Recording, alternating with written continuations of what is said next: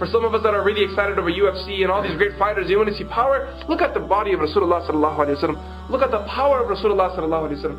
Such a strong individual, such a powerful individual, that the greatest wrestler of the time, Rukana, he comes in front of Rasulullah sallallahu alaihi wasallam. He says, "Oh Muhammad, you put me to the ground and I become a Muslim."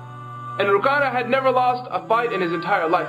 Do you know how strong these Arabs were?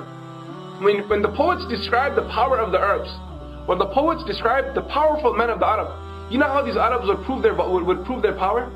They would take a rope and tie it around their waist. They would take a rope, and what would they do with it? Tie it around their waist. And the other side of the rope, they would tie it on a horse. Then, with both of their hands, they would grab a tree. And they would whip the horse and see if it could pull that person away from the tree. Can you imagine that? They would whip the horse then and say, "What? Let me see if you can pull me away from the tree." And he would be holding to the tree like this. These men were rock solid. These men were true strong men. You can't even imagine that. A lot of those Arabs, how would people describe them? For example, Umar ibn Khattab radiallahu anhu. Those who describe the physical feature of Umar ibn Khattab radiallahu anhu, how do they describe him? They say his forearms are the size of a normal man's thigh. Look at your thigh for a second. Feel your thigh for a second. Right? The forearm of Umar ibn Khattab radiallahu anhu was the size of a normal man's thigh. These men were strong men.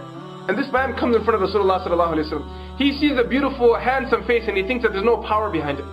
He sees a beautiful, handsome voice. He hears a beautiful, handsome voice, and he thinks there's no power behind this man. And he says, "Muhammad, why don't you beat me, sallallahu alaihi wasallam, and I will become a Muslim." Rasulullah sallallahu alaihi wasallam said, "Okay, bring it on."